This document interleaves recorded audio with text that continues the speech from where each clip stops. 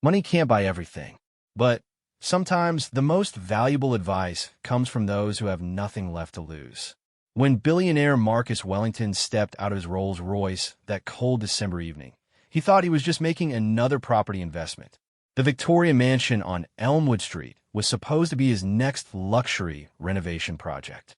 What he didn't expect was a skinny 12-year-old boy with torn clothes and desperate eyes grabbing his arm. "Stay away from that house, mister. Please just stay away." Most wealthy men would have brushed off a homeless child's warning as nonsense. But something in the boy's voice made Marcus freeze.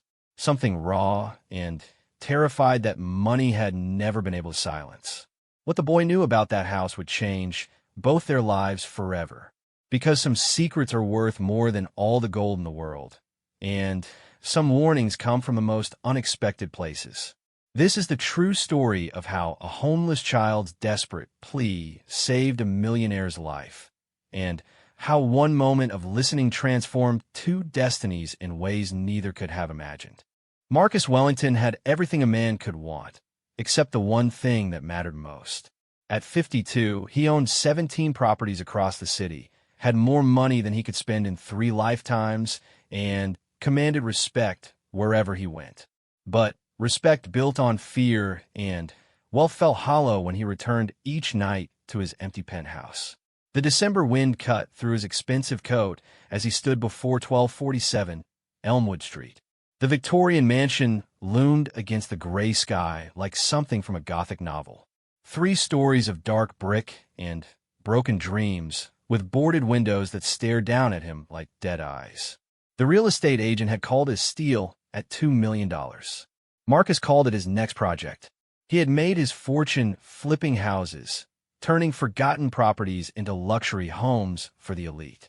This mansion would be his masterpiece, the crown jewel that would cement his legacy in the city's most exclusive neighborhood. The previous owner had died under mysterious circumstances, which explained the low price. Marcus didn't believe in ghosts, only in opportunities. As he walked toward the iron gate, his leather shoes clicking against the cracked sidewalk, a small figure emerged from the shadows between 2 parked cars.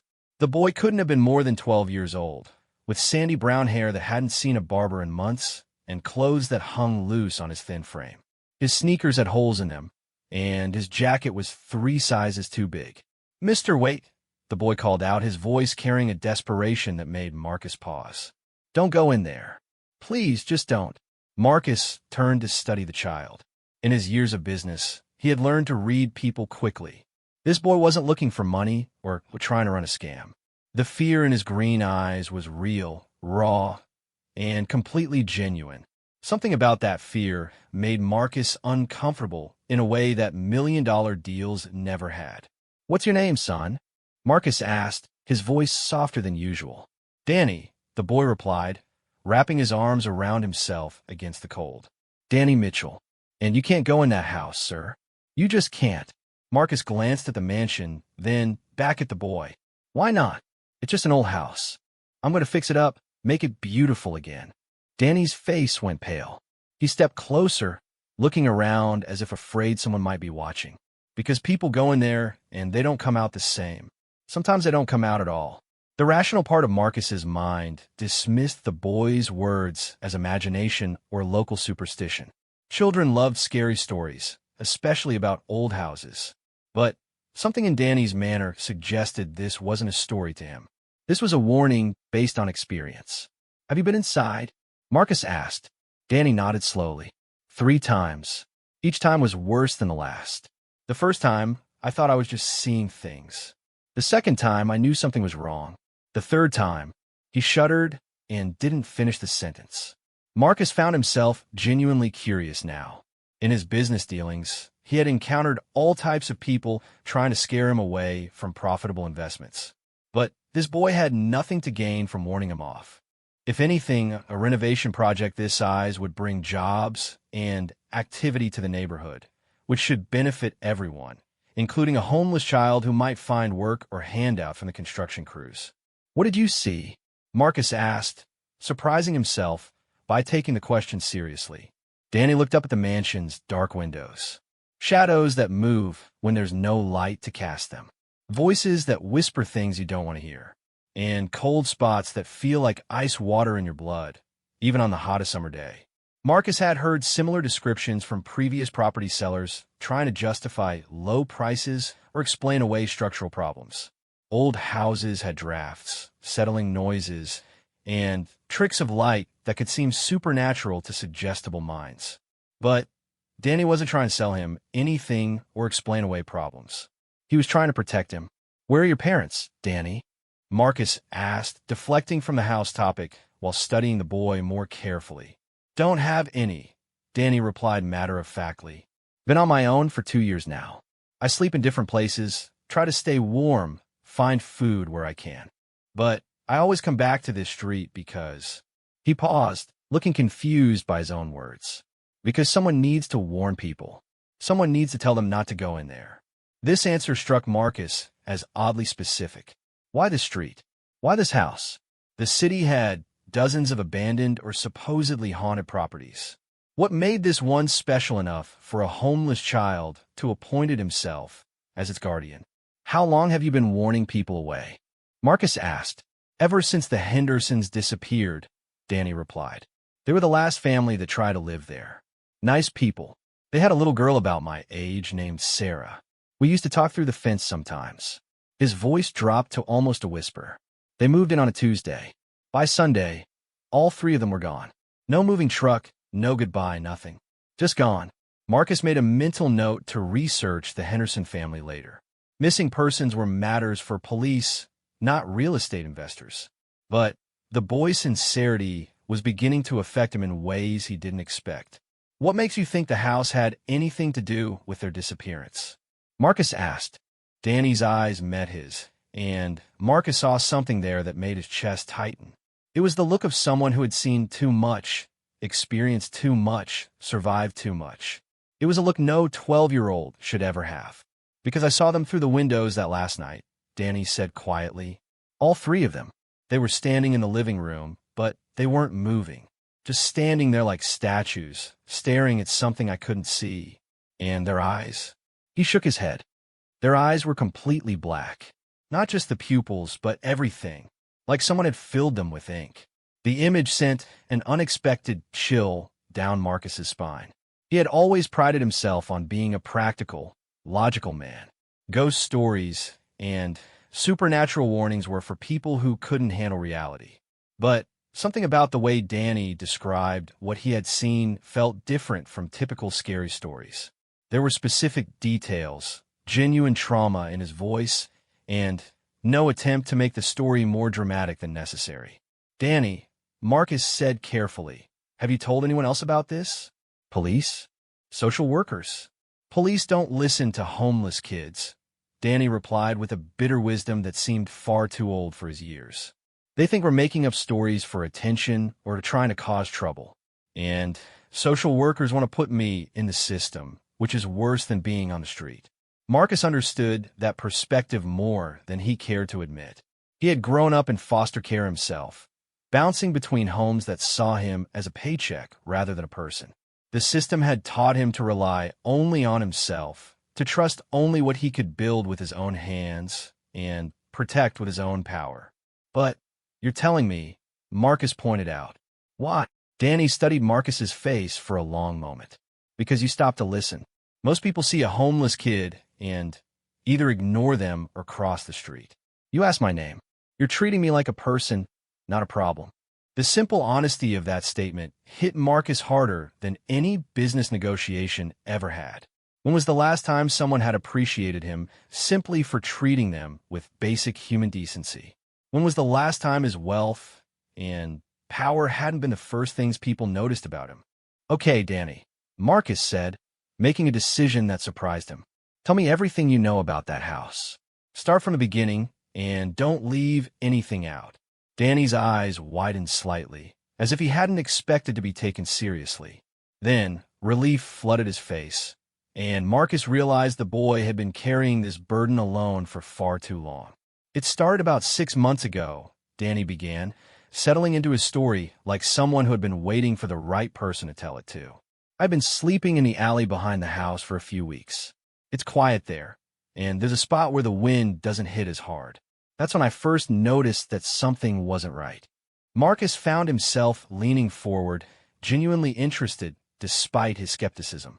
There was something compelling about Danny's narrative style, direct, detailed, and completely without the embellishments most people added to make their stories more interesting. The first weird thing was the silence, Danny continued. Most old houses make noise, especially at night. Floorboards creak, pipes rattle, wind gets in through cracks. But this house was completely silent, like the sound just died when it got close to the walls. Marcus nodded. Old houses did tend to be noisy, and unusual silence could indicate structural problems or unusual insulation.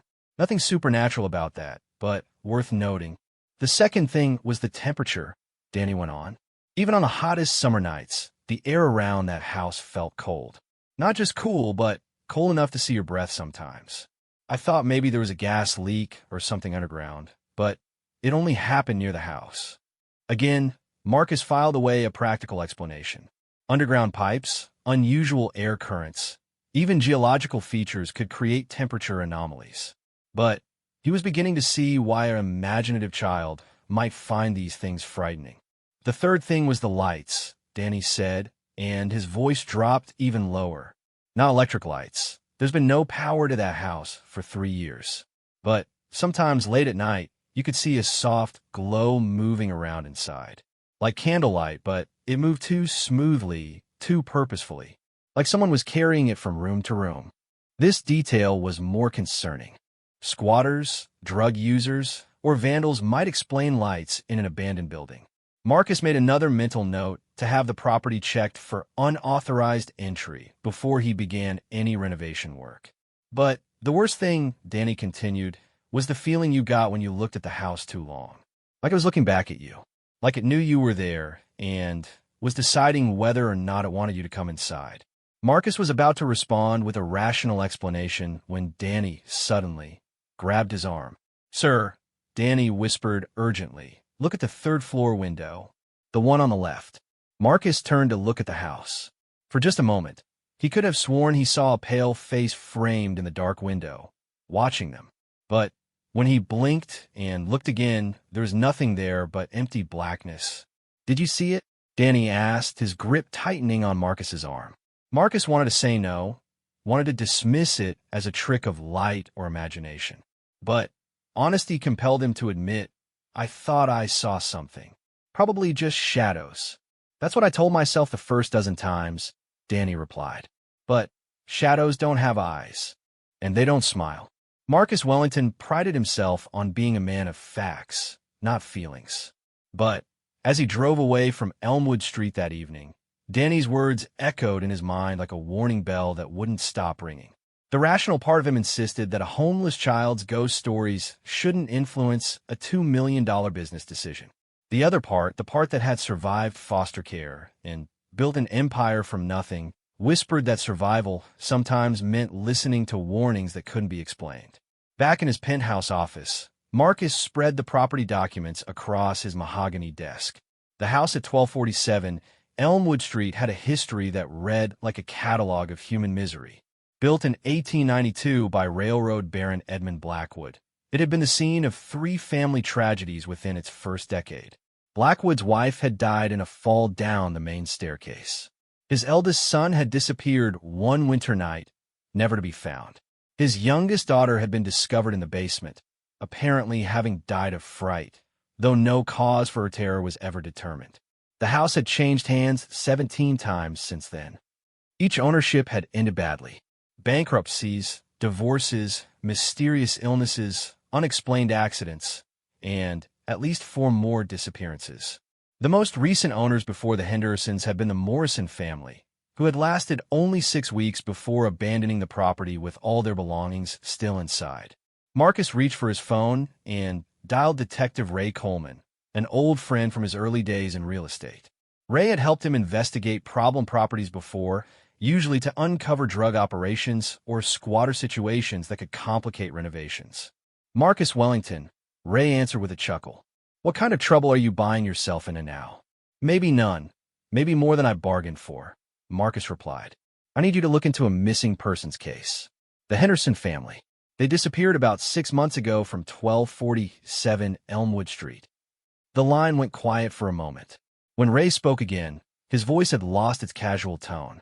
Jesus, Marcus, please tell me you're not thinking of buying that place. You know the property? Every cop in the city knows that property, Ray said grimly. We've had more calls about that house than any other address in the district. Noise complaints, reports of lights in empty buildings, suspicious activity, missing persons. The Henderson case was just the latest in a very long list. What happened to them? Ray sighed heavily. Officially, they moved away without leaving a forwarding address. Unofficially, Thomas Henderson was a steady guy, worked at the bank for 15 years, never missed a payment on anything. His wife, Linda, was involved in 3 different community organizations. Their daughter, Sarah, was on the honor roll at Lincoln Elementary. These weren't the kind of people who just disappear without telling anyone. But they did disappear, gone without a trace. Left behind clothes, furniture, family photos, even Linda's purse with her credit cards and driver's license. Thomas's car was still in the driveway. Sarah's bike was on the front porch. It was like they just walked out of their lives and vanished into thin air. Marcus felt a chill that had nothing to do with the air conditioning in his office. Any leads? Any theories? Nothing that makes sense, Ray admitted. The last confirmed sighting was Sunday evening. A neighbor saw all 3 of them working in the garden around 5 o'clock. By Monday morning, they were gone. No signs of struggle, no evidence of foul play, no ransom demands, nothing. What about the house itself? Any history of criminal activity? Ray laughed, but it wasn't a pleasant sound. Marcus, that house has a history that would make Stephen King jealous. I've been on the force for 22 years, and I've never seen anything like the call log for that address. We've had reports of everything from burglary to assault to domestic violence. But when we investigate, we never find any evidence. No broken windows, no signs of forced entry, no victims, no suspects. What do you think is really going on? Honestly, I think that house drives people crazy. Something about the place affects people's minds, makes them paranoid, makes them see things that aren't there, makes them hear things that don't exist. Eventually, they either flee or Ray trailed off. Or what? Or they disappear like the Hendersons. Marcus leaned back in his leather chair, processing this information.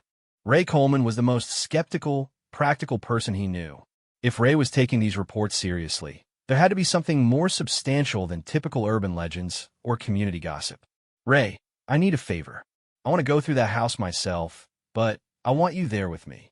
Professional opinion on whether there's anything genuinely dangerous about the property. Marcus, as your friend, I'm telling you to walk away from this deal. Find another project, another investment. That house is bad news. As my friend, you should know I don't walk away from things just because they're complicated. Ray was quiet for a long moment. All right, but we go in daylight, we go in prepared, and we don't stay any longer than necessary. And Marcus? If I say we leave, we leave. No arguments, no negotiations. Agreed. Tomorrow morning. Tomorrow morning. And Marcus? Bring a flashlight, even though we'll be there during the day. That house has a way of being darker than it should be. After ending the call, Marcus returned to the property files, but his concentration was broken. He found himself thinking about Danny, wondering where the boy was spending the night, whether he had found food, whether he was warm enough. When had he started caring about the welfare of a stranger, especially a child? His own childhood had taught him that survival meant looking out for yourself first and trusting others only when absolutely necessary. But something about Danny's earnest warning had touched a part of Marcus that he thought had been buried years ago. The part that remembered what it felt like to be powerless, alone, and ignored by adults who saw children as inconveniences rather than people. On impulse, Marcus grabbed his coat and headed back to Elmwood Street. He told himself he was going back to get another look at the property in different lighting to assess the exterior condition more thoroughly. But, truthfully, he was looking for Danny. He found the boy huddled in the doorway of a closed bookstore 3 blocks from the mansion, trying to sleep under a piece of cardboard that provided little protection from the wind. Marcus pulled his car over and rolled down the window.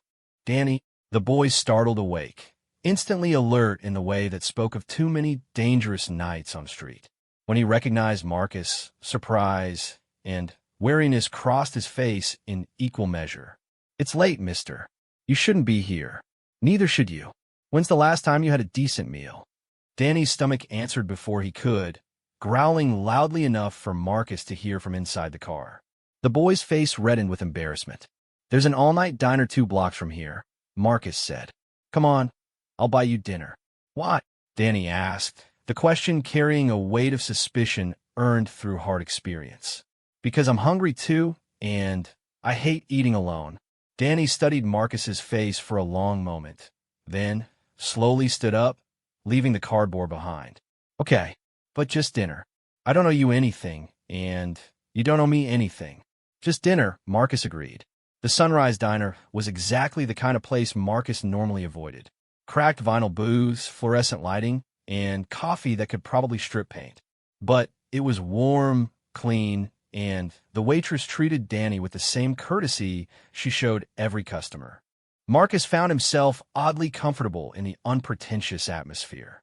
Danny ate like someone who wasn't sure when his next meal would come, but he didn't order extravagantly or take advantage of Marcus's offer. A burger, fries, and a chocolate milkshake. Simple, filling food that would provide energy for days on the street. "Can I ask you something?" Marcus said as Danny worked on his burger. "Sure. Why do you stay near that house? You said you've been on the street for 2 years. You could go anywhere in the city. Why stay in a neighborhood that scares you?" Danny put down his burger and considered the question seriously. At first, it was just because it's a quiet area. Rich neighborhoods have less crime, fewer dangerous people. Cops patrol regularly, but they don't hassle you as much if you keep clean and don't cause trouble. And later, Danny frowned, as if trying to put a complex feeling into words. Later, I started feeling like I was supposed to be there, like something needed me to watch the house, to warn people. I know that sounds crazy. Does it feel crazy to you? Sometimes. But then I remember the Hendersons, and I remember all the other people I've seen go in there who came out different. And I think maybe crazy is just what adults call it when kids know things that don't fit into neat categories. Marcus was struck by the wisdom in that observation. How many times had his own instincts been dismissed as childish or unrealistic, only to prove correct later? How many successful business decisions had he made based on feelings that couldn't be quantified or explained? "Tell me about the other people you've seen go in the house," Marcus said. Danny took a sip of his milkshake, organizing his thoughts. There was Mr. Peterson, the insurance adjuster. He went in to assess damage for the previous owner's claim. Came out 3 hours later, white as paper, shaking so hard he could barely start his car. Never saw him again, but I heard he quit his job the next day and moved to Florida. That could have been anything. Structural damage, mold, pests. Could have been, Danny agreed. But I watched him through the windows. For the first hour, he was doing normal adjuster stuff, measuring rooms, taking pictures, making notes. Then he went upstairs and something changed. He started moving differently, like he was following something I couldn't see. And his expression, Danny shuddered. He looked terrified, but also fascinated, like someone watching a car accident who can't look away. Marcus found himself leaning forward, drawn into the narrative despite his skepticism. "What else did you see?" There were the Ramirez brothers, the painters hired to do some touch-up work before the Henderson showing. They lasted 45 minutes, came running out like their hair was on fire, threw their equipment in their truck, and drove off so fast they left skid marks. I asked Miguel about it later. He hangs out at the same places I do sometimes. He said they heard voices calling their names from empty rooms, and their paint kept changing colors on the walls. Black to red to something that wasn't quite either. Hallucinations could be caused by paint fumes, especially in a poorly ventilated old house. That's what Miguel said at first. But then he showed me his hands. Danny extended his own hands, palms up. He had marks on his palms like someone had grabbed him and squeezed. But there was nobody else in the house, and the marks were too big to be his brother's hands. The specific detail sent another chill through Marcus.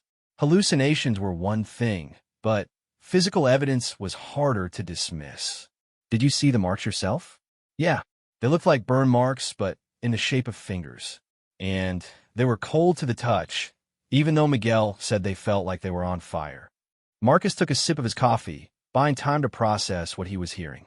Every rational explanation felt inadequate when faced with Danny's calm, detailed recounting of events. The boy wasn't trying to convince him or sell him anything. He was simply sharing what he had witnessed, leaving Marcus to draw his own conclusions. Danny, why are you telling me all this? You could have just warned me off and left it at that. Danny met his eyes directly. Because you listened. Because you bought me dinner without expecting anything in return. Because you treat me like I matter. He paused. And because I think you're going to go in there anyway, no matter what I say. So if you're going in, you should know what you're walking into. The assessment was uncomfortably accurate. Marcus had already decided to investigate the house thoroughly, despite the warnings, despite the history, despite the growing pile of evidence that something was genuinely wrong with the property. His pride, his curiosity, and his refusal to be deterred by superstition would drive him forward regardless of the risks. You're right, Marcus admitted. I'm going in there.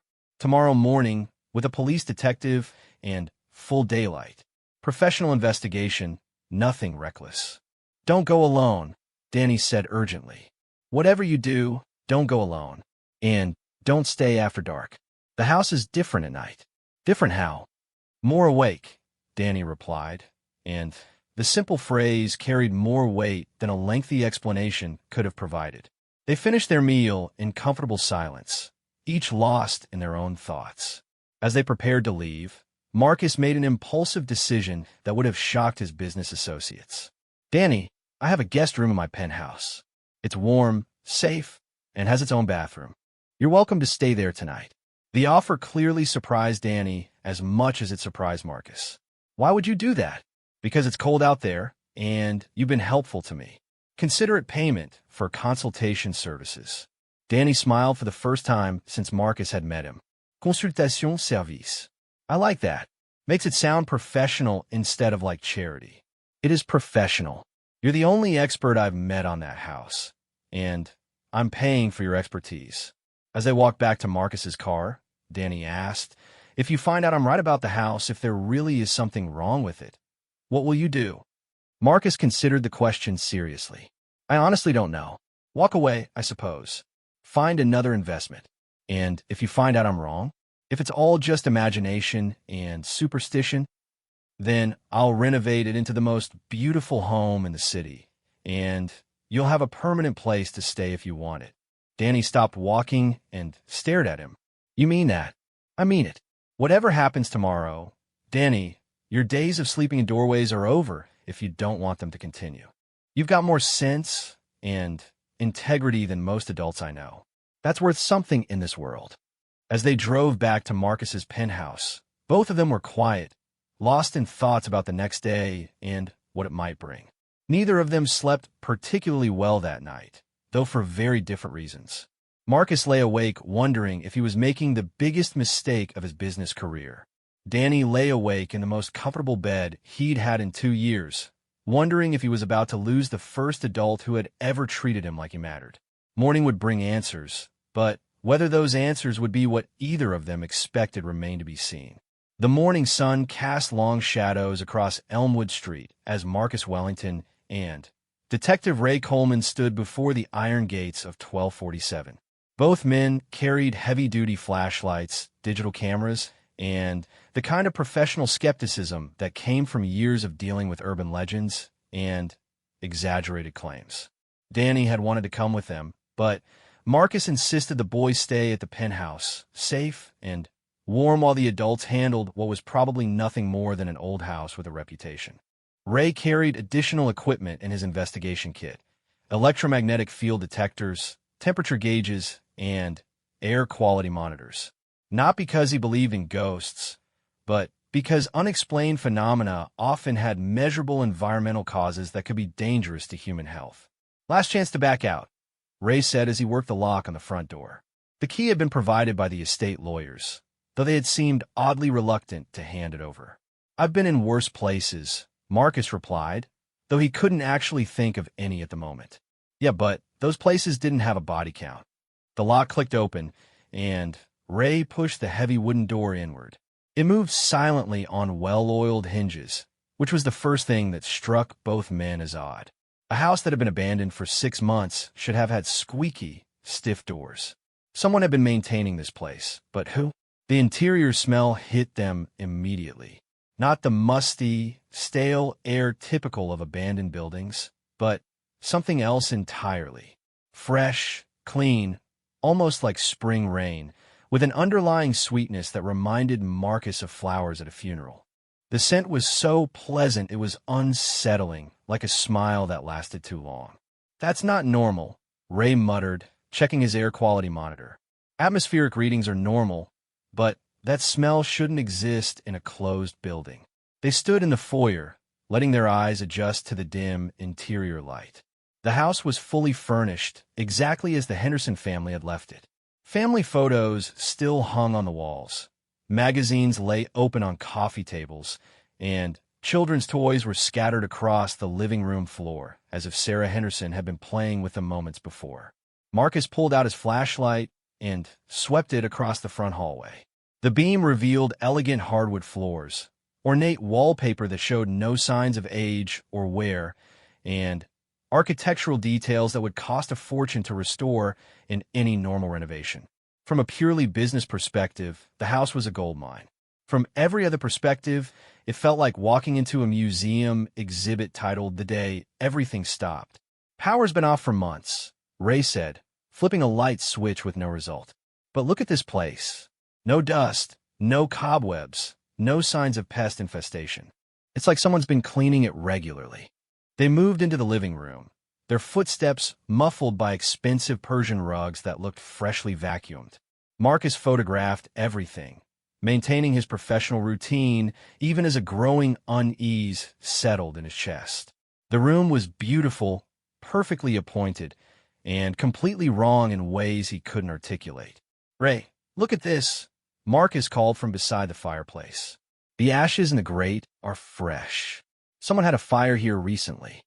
Ray joined him, kneeling to examine the fireplace. "You're right. And there's no smell of old smoke, no soot stains on the bricks above the opening. This fire was lit within the last few days. Could be squatters, homeless people looking for warmth." "Could be," Ray agreed, but his tone suggested he didn't believe it any more than Marcus did. "Let's check the kitchen."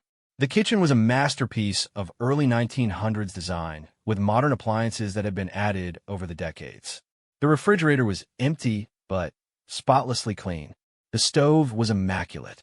Fresh flowers sat in a vase on the counter, white roses that looked like they had been cut that morning. "Okay, that's definitely not normal," Ray said, photographing the flowers. "Those roses are maybe 12 hours old, maximum." Marcus opened the refrigerator, expecting to find nothing. Instead, he found fresh groceries, milk that hadn't expired, eggs, bread, fruit, and vegetables that looked like they had been purchased recently. All the staples of a family that was planning to cook dinner later that evening. "Ray, we've got fresh food in here. Someone's been living in this house." "Living here, or something else," Ray replied grimly. He was studying his electromagnetic field detector, frowning at the readings. "Marcus, I'm getting some very strange measurements. The electromagnetic activity in this house is off the charts, but it's not coming from any identifiable source." They spent the next hour methodically examining the first floor. Every room was perfectly maintained, decorated with the Henderson family's belongings, and completely empty of any logical explanation for its condition. The temperature readings showed the house was consistently 10 degrees cooler than the outside air, despite having no air conditioning and all windows being closed. "Let's check upstairs," Marcus said, though something in his gut was beginning to suggest that going deeper into the house might not be the wisest decision he had ever made. The staircase was a work of art, polished hardwood with an ornate banister that spiraled up toward the second floor. Their footsteps echoed in the stairwell, but the echoes seemed to linger longer than they should have, as if the sound was bouncing off surfaces that weren't visible. The second floor contained 4 bedrooms and 2 bathrooms, all maintained in the same inexplicable condition as the first floor. The master bedroom showed signs of recent occupation. An unmade bed, clothes laid out as if someone was planning to get dressed, and personal items arranged on the dresser exactly as they would be in an active household. But it was Sarah Henderson's bedroom that stopped both men in their tracks. The room was decorated for a 12-year-old girl, with pink wallpaper, stuffed animals, and school books stacked neatly on a desk by the window. But covering every wall, drawn in what looked like crayon, were hundreds of warnings written in a child's handwriting. Don't go to the basement. Stay away from the cold room. They're waiting downstairs. The shadows have teeth. Jesus Christ, Ray whispered, photographing the walls. This poor kid was terrified of something. Marcus studied the drawings more closely. They weren't random scribbles of fear. They were detailed, consistent, and showed a progression over time. The earlier drawings were simple warnings. The later ones showed increasingly sophisticated images of darkness taking human shapes, of cold spots that moved through the house like living things, and of a door in the basement that should never be opened. Ray, look at the dates on these. Marcus pointed to small numbers in the corners of several drawings.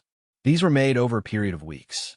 Sarah Henderson was documenting something systematic that was happening in this house. Or she was having a psychological breakdown from living in an unstable environment. Look at the detail in these drawings. Look at the consistency of the imagery. This isn't random childhood fear. This is documentation. They found more evidence in the parents' bedroom.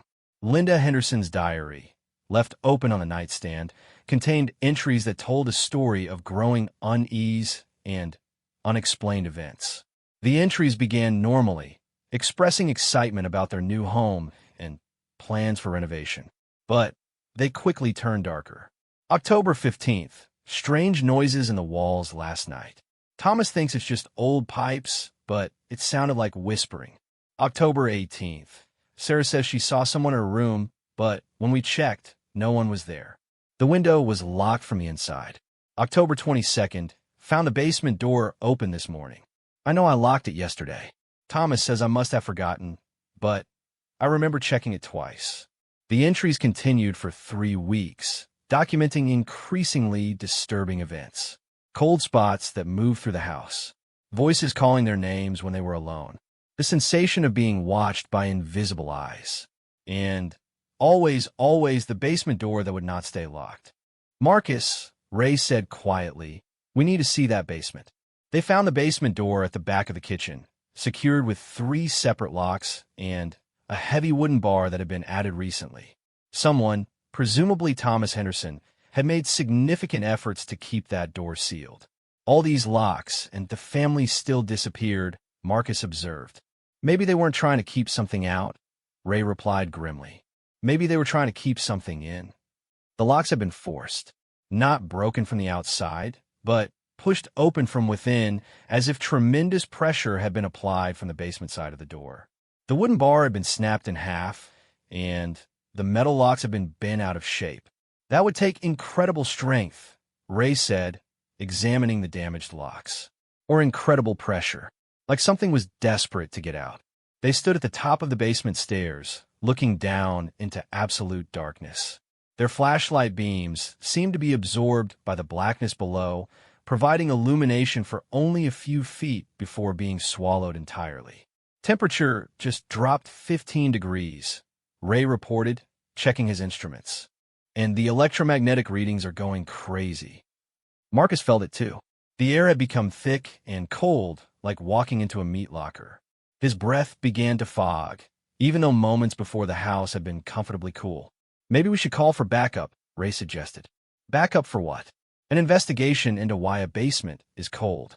Marcus, every instinct I've developed in 22 years of police work is telling me to get the hell out of this house.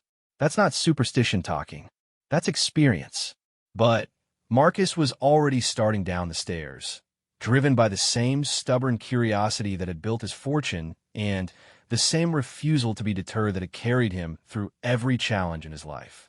The basement would either provide rational explanations for everything they had seen, or would provide evidence that some things existed beyond rational explanation. Either way, he needed to know. The basement was larger than the house's footprint should have allowed. Their flashlights revealed a space that seemed to stretch beyond the foundation walls, disappearing into darkness that felt solid, almost tangible. The floor was bare earth, hard-packed, and strangely warm beneath their feet despite the frigid air temperature. "This is architecturally impossible," Marcus muttered, sweeping his flashlight beam across the vast space. "This basement is 3 times the size of the house above it." "Marcus," Ray's voice was tight with controlled fear. "Look at the walls." The basement walls were covered with the same warnings they had found in Sarah Henderson's room, but these were carved deep into the stone foundation. Hundreds of messages in dozens of different handwritings, spanning what looked like decades of warnings. "Turn back now. The cold ones are waiting. Don't let them see you. The door should never have been opened." And at the far end of the basement, barely visible in the darkness, stood an ornate wooden door that looked like it belonged in a cathedral rather than a residential basement. It was standing open, revealing nothing but absolute blackness beyond. "Ray," Marcus said softly, "I don't think the Henderson family moved away." "Then, where are they?" Before Marcus could answer, they heard it.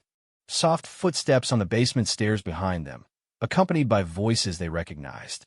Thomas Henderson's voice, calling down to them. "Hello? Is someone there? We've been waiting for you to come home." Both men turned toward the stairs, but saw nothing.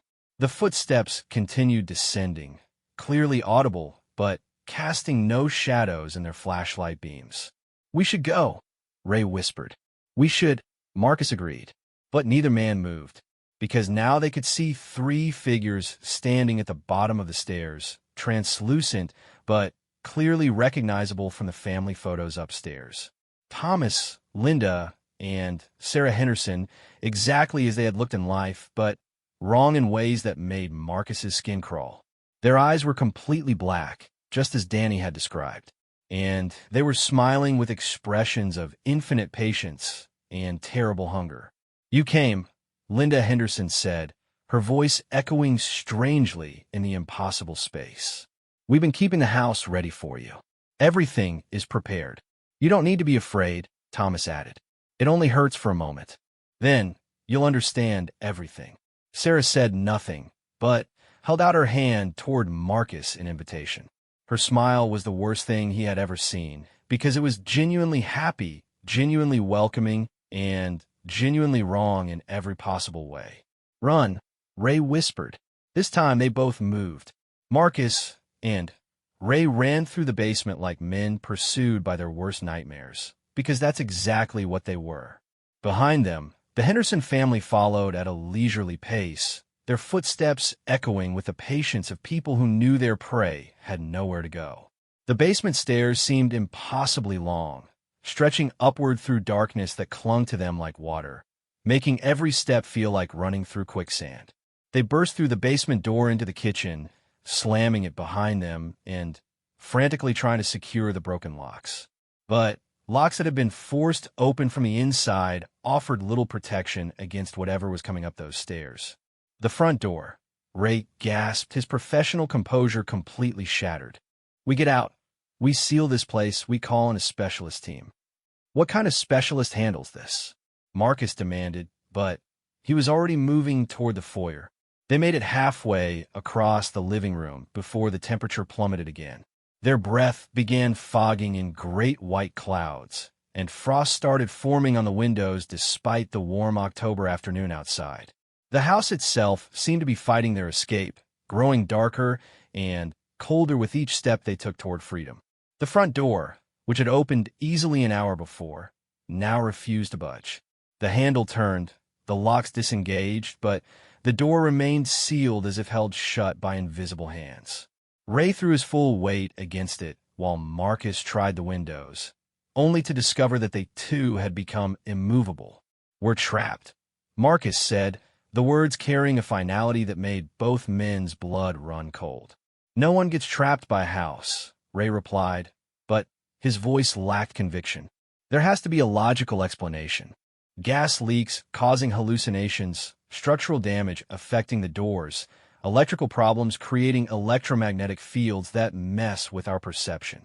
As if summoned by his attempt at rational explanation, the Henderson family materialized in the living room, not walking through doorways or emerging from hiding places, but simply appearing as if they had always been there, waiting patiently for their guests to stop running.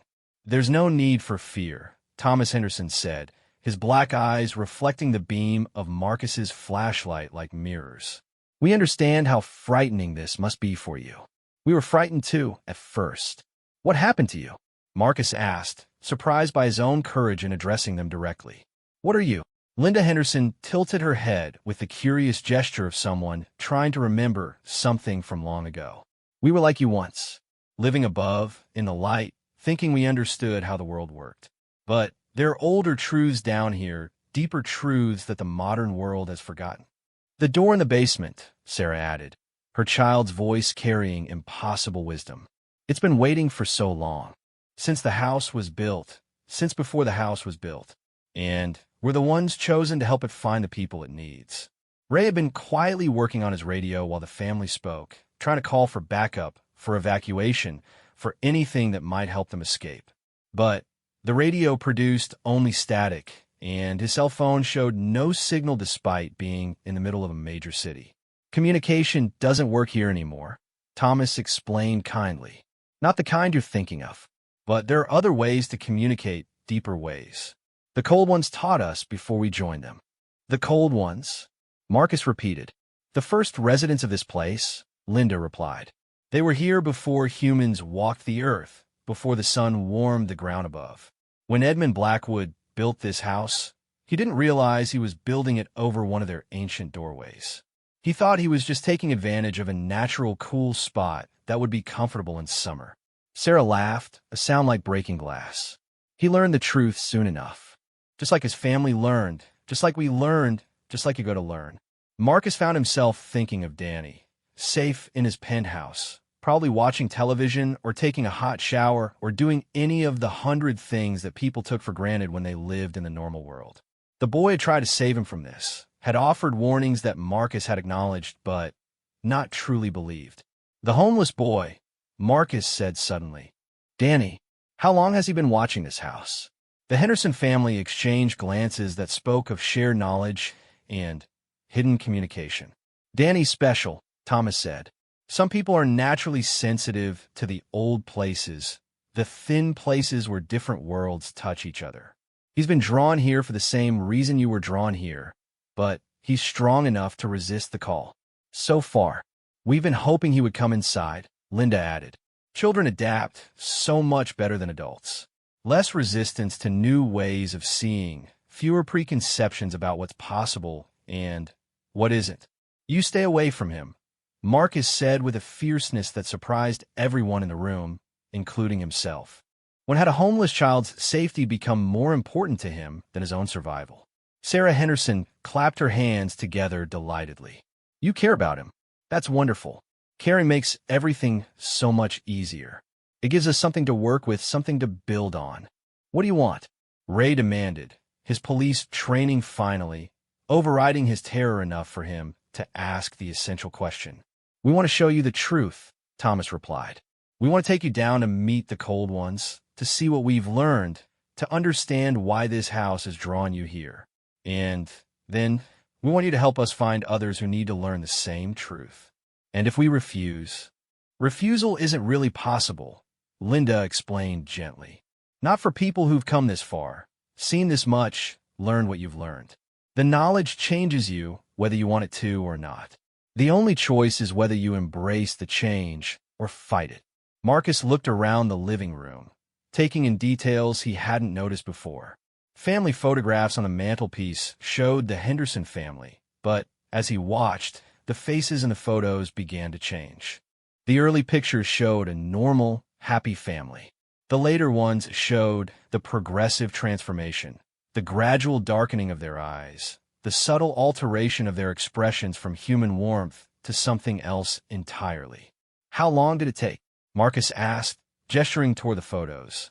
3 weeks from first contact to full understanding," Thomas replied proudly. "We were quicker learners than most families. The Morrisons took 2 months. The Blackwoods took almost a year, but That was in the early days when the process wasn't as refined. Ray had been examining his instruments throughout the conversation, and now he showed Marcus the readings. Temperature, 42 degrees, and dropping.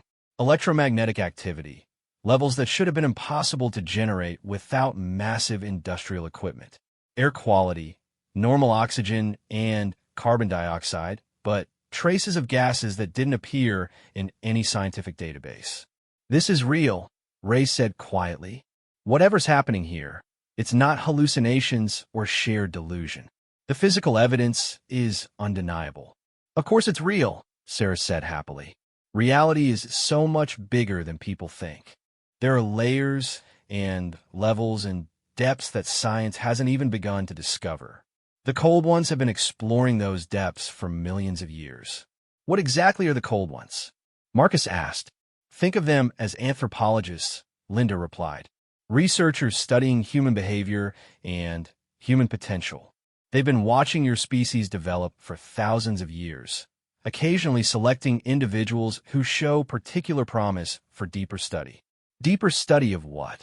Of consciousness itself, of the relationship between mind and matter, between individual awareness and collective understanding. Humans have such interesting minds, so creative, so adaptable. The cold ones are fascinated by the way human consciousness can be expanded. The word expanded was delivered with an emphasis that made both men deeply uncomfortable. Whatever the Henderson family had experienced, whatever they had become, they clearly viewed it as an improvement rather than tragedy. We should see for ourselves, Thomas suggested. It's really the only way to understand. Words are so limiting, so inadequate for describing experiences that transcend ordinary human perception. The basement door, Sarah added eagerly. It's been waiting specifically for you, Mr. Wellington. The cold ones have been aware of you for years, following your career, your success, your ability to see potential in places that others overlook. They're very interested in adding someone with your talents to their research team. Research team, Ray repeated.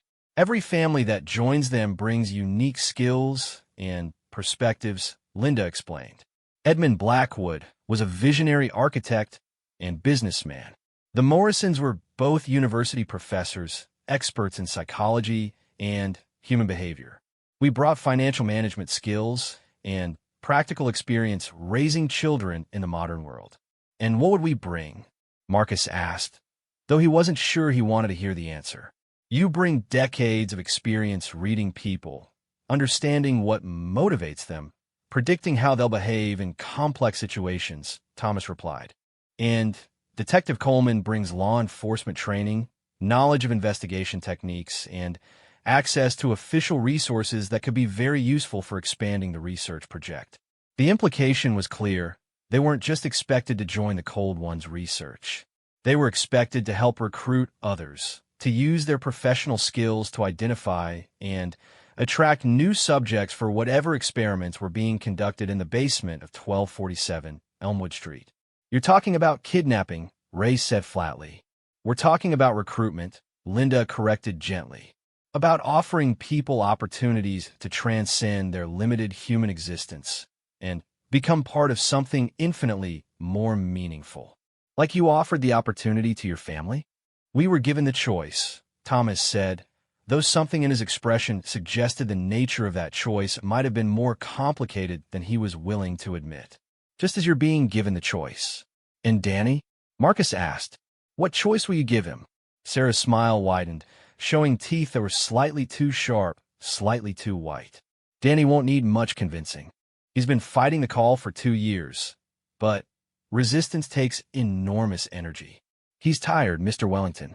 Tired of being cold, tired of being hungry, tired of being alone. We can offer him warmth, food, family, and purpose. What 12-year-old wouldn't want those things? The protective fury that rose in Marcus's chest surprised him with its intensity. Danny had trusted him, had tried to save him, had shown more courage and integrity than most adults Marcus knew.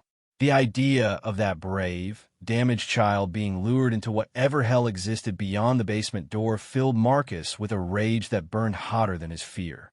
You're not touching him, Marcus said, his voice carrying a conviction that made the Henderson family take a step backward. "Interesting," Thomas murmured. "The cold ones were right about you.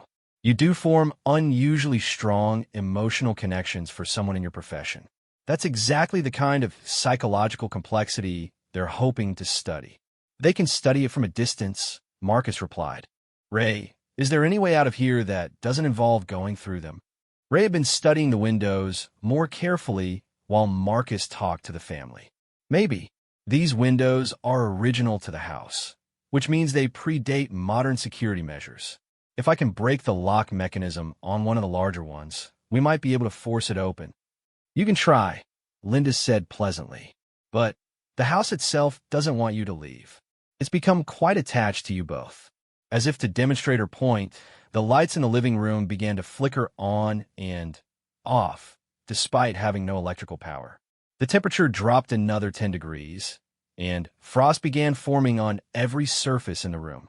Most disturbing of all, the walls themselves seemed to be moving, breathing like a living thing. Marcus realized they weren't just trapped in a house with hostile entities. They were trapped inside something that was no longer entirely a house, something that had been transformed by decades of contact with forces that existed outside normal reality. The question was no longer how to escape. The question was whether escape was still possible at all. The house was no longer pretending to be just a house. The walls pulsed with a rhythm that reminded Marcus of a heartbeat, and the floors tilted slightly beneath their feet as if the entire structure was shifting to prevent their escape. The Henderson family stood, watching with expressions of patient interest, like scientists observing an experiment they had conducted many times before. Ray had managed to find an antique poker by the fireplace and was using it to attack the window lock mechanism with methodical precision. Each strike sent vibrations through the walls that seemed to cause the house physical pain, if such a thing were possible. The building groaned and creaked around them in response to his efforts. "It's working," Ray reported through gritted teeth. "The lock is giving way." "But Marcus, look outside." Marcus peered through the frosted glass and felt his heart sink. The view beyond the window no longer showed Elmwood Street. Instead, there was only an endless expanse of gray wasteland stretching to a horizon that seemed impossibly far away. No other houses, no streets, no signs of the city that should have been just beyond the front yard. "Where are we?" Marcus asked. "Still in the same place," Thomas Henderson replied helpfully. "But the house exists in multiple spaces simultaneously now. It's been gradually shifting between your world and theirs for decades. Sometimes it's fully in your reality, sometimes it's fully in theirs, and sometimes it's suspended between both." "That's impossible," Ray muttered, but his protests sounded weaker than they had an hour ago. "Impossible is just another word for not yet understood," Sarah said with a child's simple wisdom. "The cold ones have been manipulating dimensional boundaries for millions of years. Moving a single building between realities is elementary for them." Marcus was thinking frantically, trying to find some advantage, some weakness in their captor's seemingly perfect trap. The Henderson family was clearly more powerful than normal humans, but they were also still recognizably human in many ways. They communicated verbally, they seemed to experience emotions, and they appeared to want something from their prisoners rather than simply destroying them immediately. "Why the elaborate setup?" Marcus asked. "If these cold ones are so powerful, why not just take people directly? Why the house? Why the gradual conversion process? Why the cooperation of human families?" Linda Henderson looked pleased by the question, like a teacher whose student had finally asked something intelligent. "Because direct contact with the cold ones tends to destroy human minds instantly. Your consciousness simply can't process what they are without extensive preparation. The gradual approach allows for adaptation, for growth, for the preservation of the qualities that make human minds interesting to them. So the house is like a..." Marcus searched for an analogy. "Like a decompression chamber," Ray finished grimly. "Allowing people to adjust slowly to an environment that would kill them if they experienced it all at once." "Exactly." Thomas beamed with pride. "Detective Coleman understands perfectly. You're both much more intelligent than most of the families we've worked with.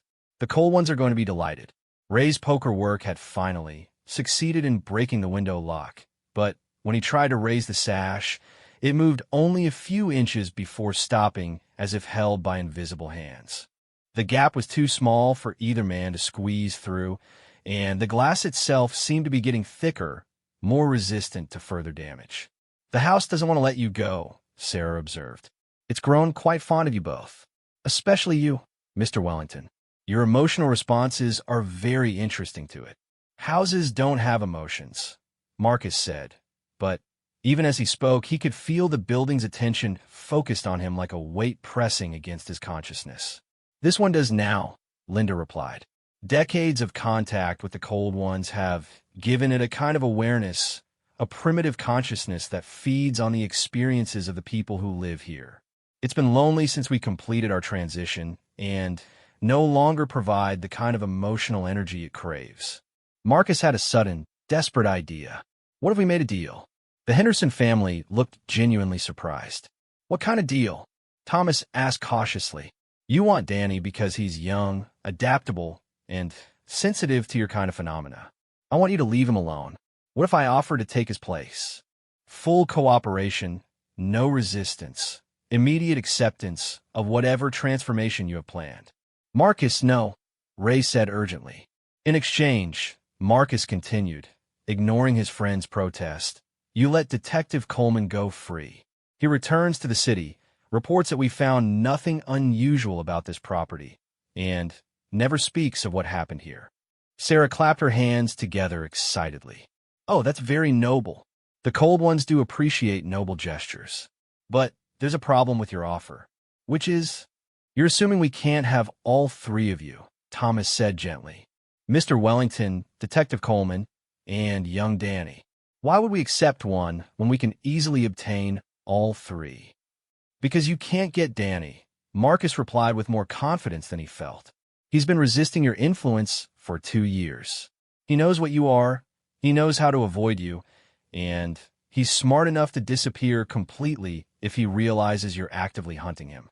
The Henderson family exchanged those meaningful glances again, and Marcus realized he had struck on something important.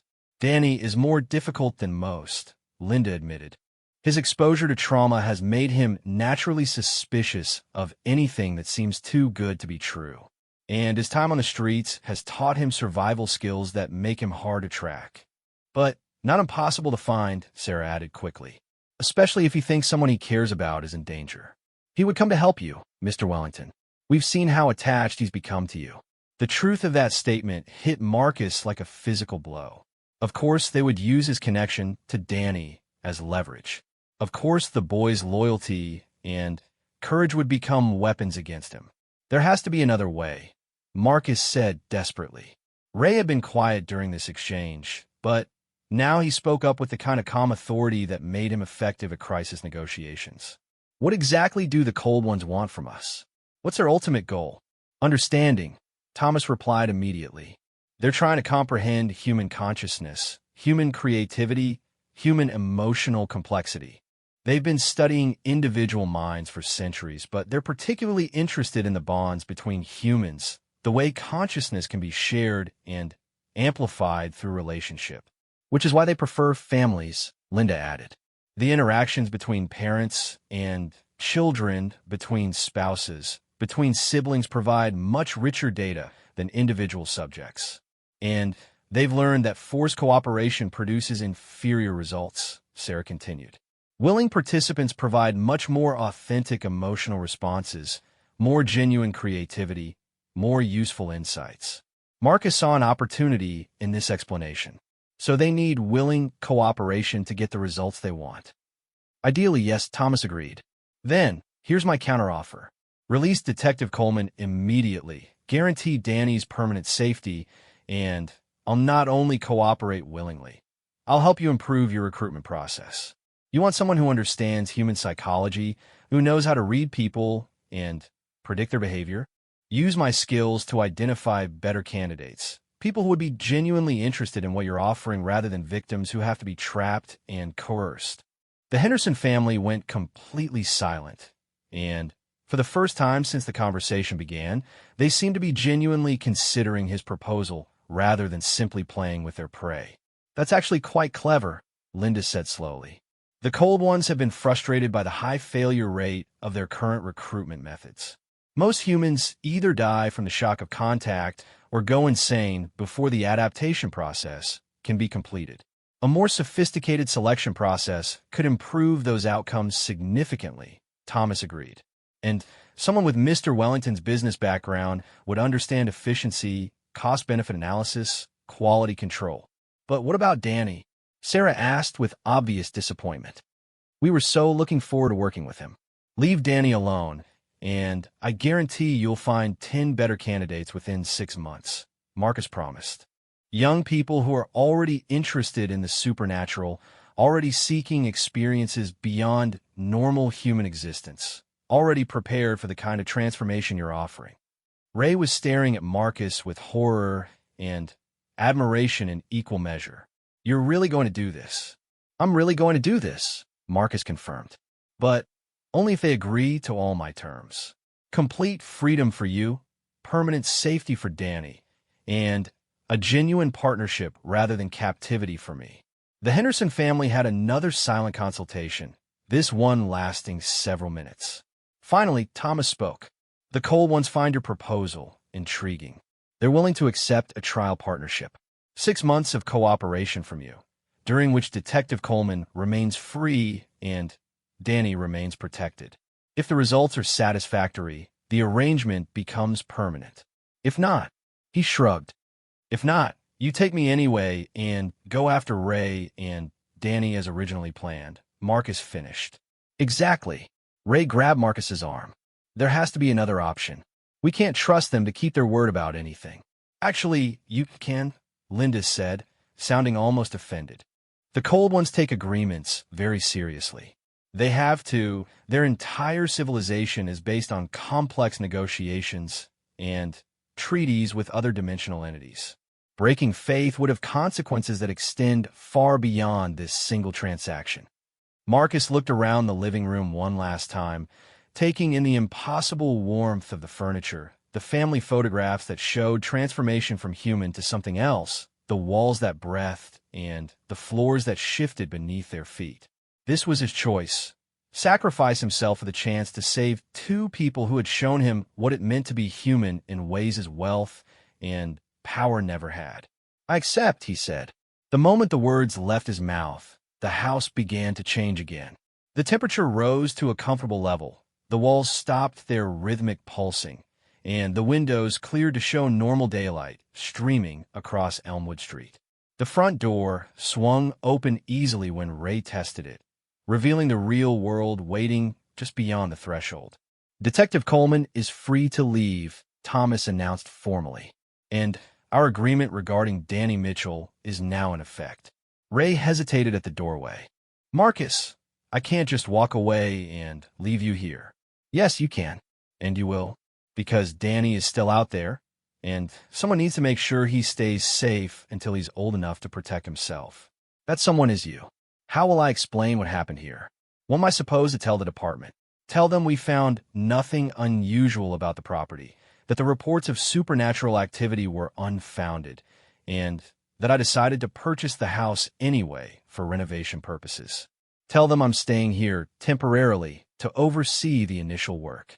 Ray nodded reluctantly, understanding the cover story that would protect both of them from questions they couldn't answer honestly. What do I tell Danny? Tell him I kept my promise. Tell him he's safe, he has a place to stay as long as he needs it, and that his days of warning people about this house are over. And if he asks about you, Marcus smiled, and for the first time since entering the house, it was a genuinely peaceful expression. Tell him I found something I've been looking for my whole life. Tell him I found a family. Ray left reluctantly, casting one last look back at Marcus standing in the doorway of 1247 Elmwood Street. As his police car disappeared around the corner, the Henderson family gathered around Marcus like relatives welcoming home a prodigal son. Are you ready to meet the Cole ones? Sarah asked excitedly. As ready as anyone can be for something like this, Marcus replied. As they walked toward the basement door together, Marcus found himself thinking about Danny, probably still asleep in the penthouse, safe and warm and protected for the first time in 2 years. The boy would wake up to find a trust fund that would take care of him for life, a legal guardian in Detective Coleman who would make sure he got the education and support he deserved, and the knowledge that someone had finally listened to his warnings and taken them seriously. Some prices were worth paying. Some sacrifices opened doors to possibilities that couldn't be achieved any other way.